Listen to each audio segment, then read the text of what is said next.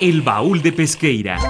Un espacio que enriquece diversos acontecimientos históricos a través de la sonoridad de la radio. Esta es una producción del Departamento de Historia y Antropología en coordinación con Radio Universidad.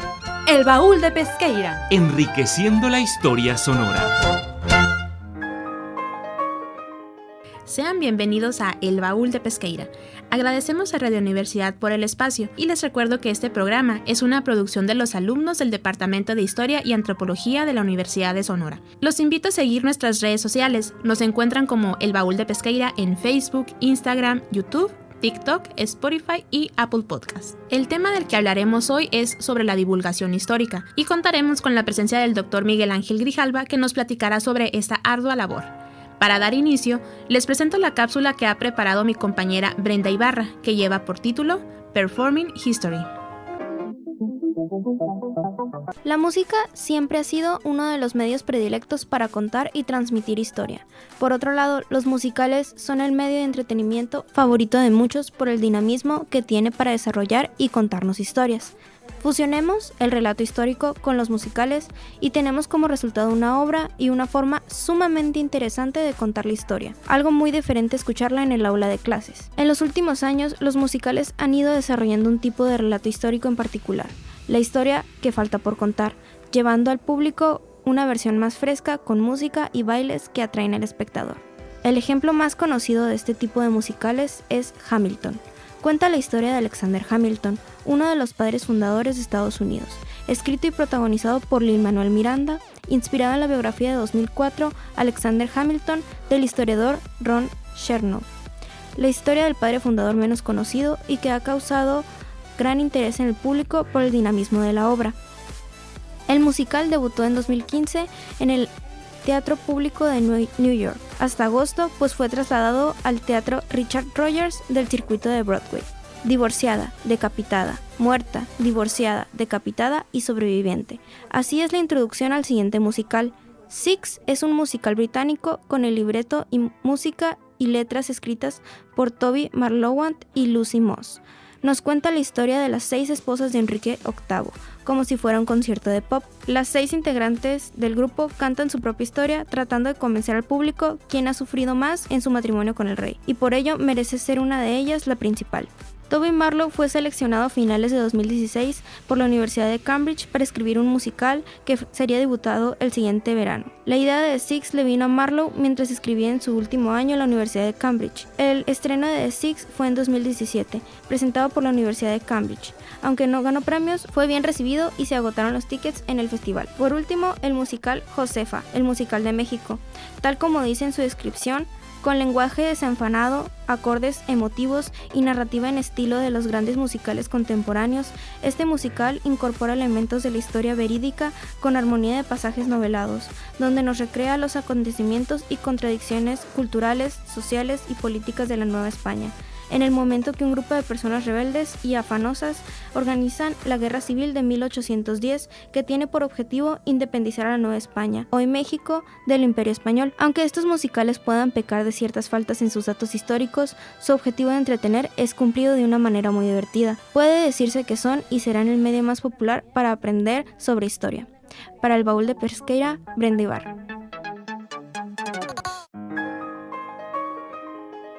Muy buenas tardes, yo soy Ana Graciela Figueroa Valencia y hoy me encuentro con el Dr. Miguel Grijalva, que nos va a hablar del tema del día de hoy. Pero antes, su semblanza. Es doctor en Historia por el Instituto de Investigaciones Dr. José María Luis Mora. Optó por dedicar sus investigaciones a Sonora, al México de la Revolución y la Postrevolución, por considerar los temas fundamentales en el entendimiento del siglo XX mexicano. Sus últimos artículos han sido sobre el exilio mexicano, los yaquis en la Revolución y movimientos agrarios.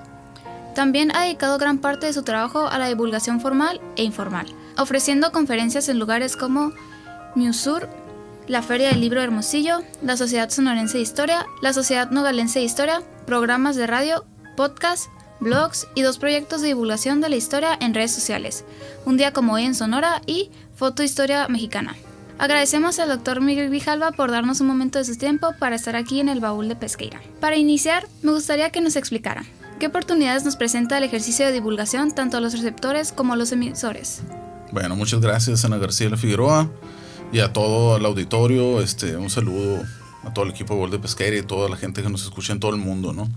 Sí, sobre las oportunidades que presenta, pues bueno, para los, primero yo creo que por los receptores, creo que ahí está la oportunidad más grande, lo voy a poner así, o creo que son los que salen ganando más, porque es acercar el tema histórico a la vida cotidiana, por así decirlo, sacarlo un poco del aula, que tiene que ver con varios de los problemas que tenemos al momento de divulgar la historia. Pero sí, pues es llevar el conocimiento histórico al día, ¿no? Así como a que lo vean en otras partes, a que lo dejen de entender como algo estrictamente académico, científico, institucional, y que lo vean como algo más social, humano, cotidiano incluso, ¿no? Todos los días aprendemos algo de la historia, ¿no? Y para los emisores, pues yo creo que de momento pues estamos pasando por un periodo de apertura, voy a ponerlo así, de oportunidades, en gran medida gracias a las nuevas tecnologías, ¿no? Entonces, yo creo que se están abriendo esos espacios para dedicarse a eso cada vez más lentamente, pero bueno, y cuando digo dedicarse me refiero a dedicarse a vivir de eso, ¿no? Entonces creo que es un campo que está creciendo, ¿no? para el profesional de la historia. ¿Usted considera que la divulgación histórica una tarea importante? ¿Y por qué? Sí, muy importante por lo mismo más o menos que mencionaba. Es que como que la historia como que es algo para todos, ¿no? Es distinto. Si uno va a la Sociedad Sonorense de Historia o a la Sociedad Nogalense de Historia y revisa o habla con la gente que es parte de ahí, de los socios o de los que van a los eventos, sí, pues va a haber esos que son académicos, ¿no? Que hicieron la licenciatura en Historia y que son estudiantes de Historia, así como ustedes. Pero va a haber un montón de gente que no estudió historia, ¿no? O sea, es decir, hay abogados, hay arquitectos, hay gente que se dedica a la contabilidad, o sea, hay de todo, ¿no? Quizás muy distintos si vamos a la sociedad de arquitectos, ¿no? De Sonora.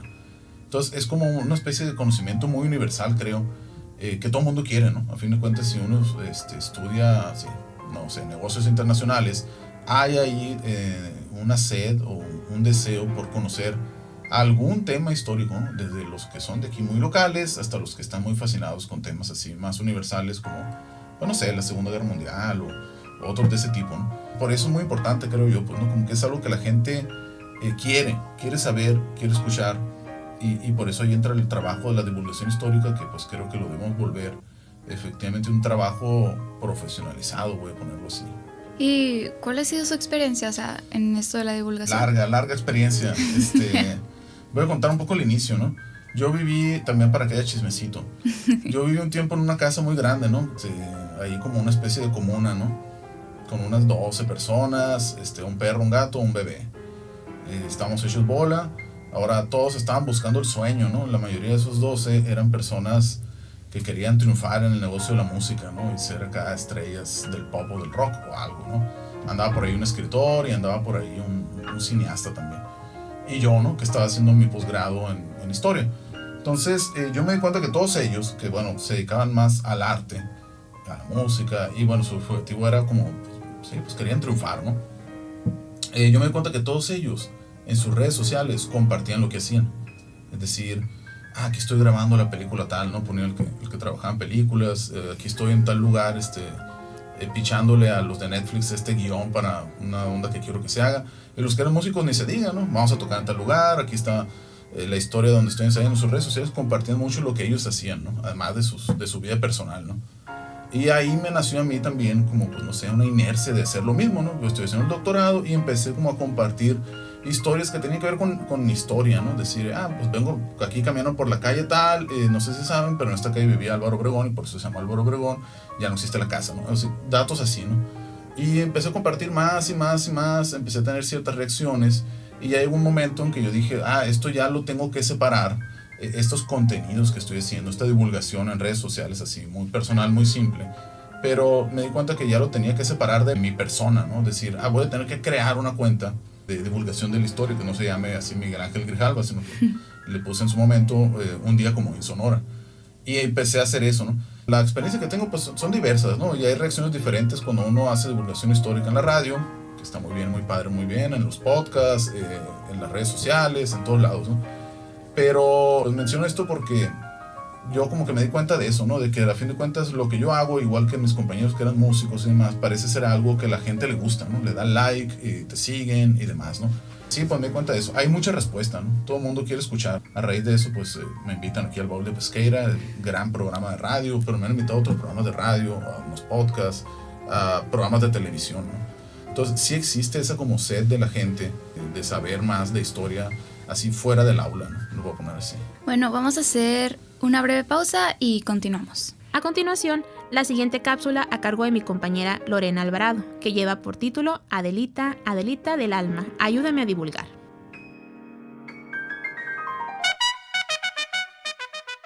Los corridos de época, como la Adelita, son como un portal que nos permite adentrarnos en el pasado y vivir la historia de una manera única. Imagina que estás escuchando La Adelita, una canción que resuena con fuerza en la Revolución Mexicana. Te sumerges en la historia de Adela, una mujer que se une a las fuerzas revolucionarias como soldadera.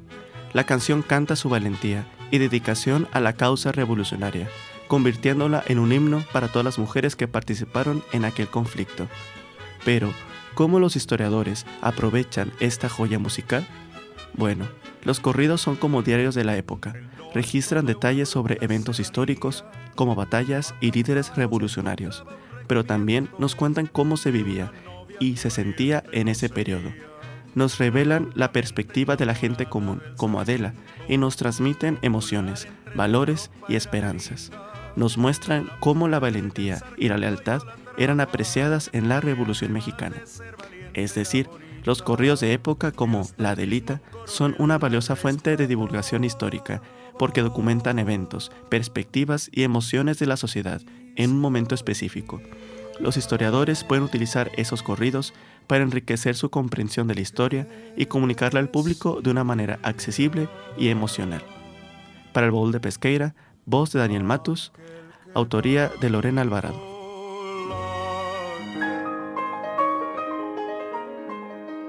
Regresando con el doctor Miguel Ángel Grijalva con el tema sobre la divulgación histórica, aparte de lo que ya nos mencionó anteriormente, ¿qué tipo de respuestas es lo que espera a través de esta divulgación? Yo creo que está medio relacionado también con una pregunta que vas a poner ahorita, creo. Bueno, con temas... Yo a lo que le apunto mucho es a tratar de emparejar, por así decirlo, las nociones de la historia tradicional que nos enseñan en la secundaria, en la primaria y en la preparatoria, con lo que ya nos enseñan a nivel profesional, o sea, en la universidad. Sí me he dado cuenta que hay un abismo muy grande y de hecho un poco por eso la gente responde cosas, pues, ¿no? O sea, el momento en que uno publica algo que dice algo así como, bueno, Manuel M. Diegues combatió a los yaquis, ¿no? Y fue a parte de las campañas del exterminio y escribió un telegrama, subimos a la Sierra del Bacatete y comprobamos que el yaqui bueno es el yaqui muerto, ¿no? Entonces yo, por ejemplo, divulgo eso y choca mucho con la visión que otras personas tienen de Manuel M. Diegues, que era el gran líder de la huelga de Cananea, ¿no? Como, pues era un vato chilo, ¿no? Y de pronto te encuentras con que, bueno, era chilo en sus visiones sobre el trabajo, pero al parecer no con la visión esta sobre los yaquis, ¿no? Entonces ahí se estrella mucho, ¿no? O sea, la visión esta tradicional que hay gente que tiene a Manuel M. Diegues, a Hidalgo, a otros personajes así más grandes, ¿no? O más conocidos en la estatua de bronce, ¿no?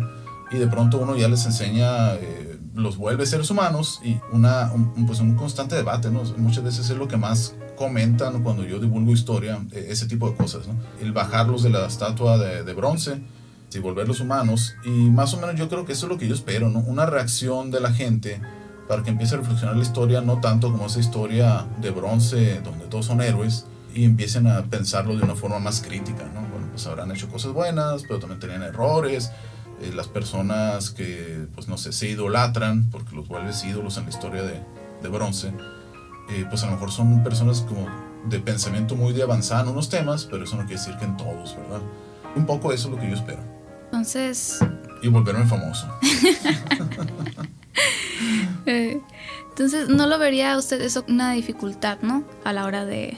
No, sí es, yo creo que sí. Sí, de hecho es la gran dificultad a veces. Lo voy a poner así, o sea, transportar el lenguaje académico al lenguaje no académico, ¿no? O tratar de fusionarlos, ¿no? Bien decía el otro día en la plática Mario Santiago Jiménez, a quien le mando un saludo porque seguramente nos escucha siempre, que decía él, sí, cuando salió, por ejemplo, el debate sobre los guerrilleros, yo le intentaba explicar a la gente, ¿no? Que los guerrilleros eran esto, no, pero me pedían a mí, dinos, ¿eran buenos o malos, no? Así, punto. Entonces como que hay dos idiomas, vamos a ponerlo así, ¿no? El que hace la historia de forma profesional habla portugués y la gente que sabe de historia por la primaria, la secundaria y la prepa hablan español. Se parecen, nos entendemos, pero hay una diferencia, ¿no? No sé si llamarlo dificultad o ventaja o no sé, pues, ¿no? Pero ahí entra ese factor, pues, ¿no? Al momento de discutir o tratar de discutir la historia o pensarla en términos distintos, ¿no? Que en general creo que la historia, sí, pues, ¿no? Que nos enseñan, la básica, lo voy a llamar así, está muy orientada a eso, ¿no? A quiénes son buenos y quiénes son malos. Entonces, cuando ya tratas de divulgar historia que no se maneja en esos sentidos, pues o es una dificultad o, bueno, provoca debate, ¿no? Lo cual creo que es bueno, ¿no? Pero sí, es eso, hay como dos lenguajes sobre la historia, ¿no? Dos entendimientos, ¿no? También, y bueno, y ahí podemos entrar ya a cuestiones más filosóficas, ¿no? Porque la gente entiende la historia como lo que pasó muchas veces, y los que hacemos historia profesional ya lo entendemos como una interpretación que tenemos de lo que pasó, que es otra cosa que hay que divulgar, válgana, luego se trata de eso, ¿no? Entre las personas, ¿no? O sea, la historia no es lo que pasó, es lo que creemos o lo que interpretamos que pasó. El pasado es el pasado, y hasta que tengas una máquina del tiempo, Ana, vamos a saber, ¿no? Entonces, sí. Ya casi para terminar, ¿cómo puede uno iniciar o introducirse a esto de la divulgación histórica? Yo creo que, pues, primero ya todos tenemos al alcance algo, ¿no? Y yo creo que es bueno empezar por ahí, ¿no? Es decir, por lo que uno hace y por los tentáculos que uno tiene, ¿no? Algunos tenemos así tentáculos más grandes o más chicos que otros, que llegan más lejos y demás, ¿no? Pero todos los que están estudiando historia, ya desde la licenciatura, maestría, lo que sea, o que están trabajando en algo relacionado con la profesión, o investigando o dando clases, tenemos espacios donde compartir eso, es decir, hacer lo que yo hice, ¿no? Compartirlo, no necesariamente digo crear un blog, hacer una página o hacer una cuenta, sino más bien tratar de compartirlo, al menos a nivel personal, ¿no? Yo creo que ahí es el primer paso, ¿no? Es decir, compartir lo que está haciendo uno en las redes sociales. Todos tenemos el celular al alcance. Tratar de enseñar a la gente, ¿no? ¿Qué estamos haciendo? Subir historias, comentarlas, así sea la clase, ¿no? Hoy me va a tocar dar clase a niños en primaria, en secundaria, en prepa, sobre Miguel Hidalgo, ¿no? Y les voy a enseñar esto, ¿no? Yo últimamente he estado haciendo eso, ¿no? Y provoca mucha reacción también. Entonces, yo creo que empezar por ahí, pues compartirlo a nivel personal, y tratar de compartirlo así, pues en nuestras redes, y pensar un poco en llegar a otro público, no al de siempre. Ahorita se está terminando el 5º coloquio regional de historia regional. Por ejemplo, yo siempre he pensado a ese coloquio, pues está muy bien que esté ahí todo el alumnado, pero hay que pedirle al alumnado también a lo mejor que inviten a su papá y a su mamá y a sus hermanos, a esa gente, ¿no? Yo hace poco fui a la asociación de esa historia y traté, ¿no? Les decía así a mis parientes, vengan a escuchar acá, digo, ya me escuchan siempre, ¿no? Pero tratar de jalar ese público. Y este es un nivel muy personal, no estoy hablando de mi papá y mi mamá, vengan, ¿no? Pero creo que son los primeros pasos, ¿no? Tratar de compartirlo, así como si fuéramos unos apasionados de la arquitectura y somos arquitectos y subo mis historias de chequen la maqueta que estoy haciendo, ¿no? Bueno, pues algo así. Esos serían, creo, los primeros pasos. Y bueno, ya, aparte de empezar a compartirlo a nivel personal y demás, pues yo creo que ya eventualmente uno debe buscar, pues, esos cauces más profesionales, ¿no? O separarlo un poco de la persona, ¿no? Y hacerlo así, pues no sé, con espacios de divulgación propiamente dichos, y ojalá en un futuro, que ya creo que es como el nivel Dios, ¿no? Un nivel así más soñado, se abran más espacios para eso, ¿no? Laborales me refiero, ¿no? O sea, es decir, existen la gente que habla de historia, ¿no? Entonces, yo supongo que se va a ir abriendo, yo espero, espacios laborales de gente que se dedique a la divulgación. Y si no se abren a nivel institucional, lo que sí es muy claro es que ya se están abriendo a nivel redes sociales, ¿no? Es decir, hay podcasts, hay cuentas de gente que, pues, se trata así de la cultura en Sonora y demás, y están hablando de historia, ¿no? De repente invitan historiadores, de repente no, pero son espacios que llega gente incluso a vivir de eso, ¿no? Ya llevándolo a un nivel así más grande. Si pega, ¿no? Tu podcast, o si pega tu programa, tu canal de YouTube, ¿no? Yo me la llevo viendo canales de YouTube donde habla un profesor de historia y tiene ahí reproducciones así de 500,000 personas lo han visto, ¿no? Si eso se monetiza, pues seguramente ese profesor ha de vivir un poco de eso también, yo supongo. Entonces, bueno, creo que son 3 niveles, ¿no? Primero, en el personal, empezar a compartirlo.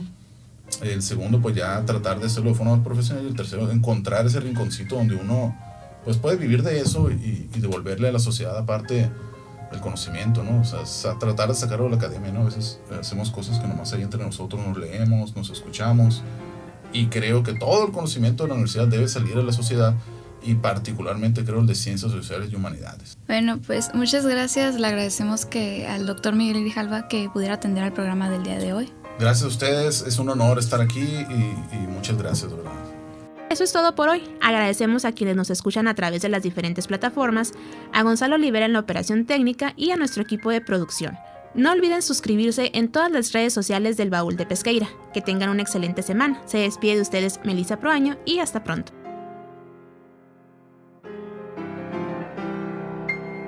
Por hoy, el Baúl de Pesqueira ha cerrado un programa más. Te invitamos a escuchar un encuentro entre el pasado y el presente de Sonora en la próxima emisión. Esta fue una producción del Departamento de Historia y Antropología en coordinación con Radio Universidad. El Baúl de Pesqueira. Enriqueciendo la historia sonora.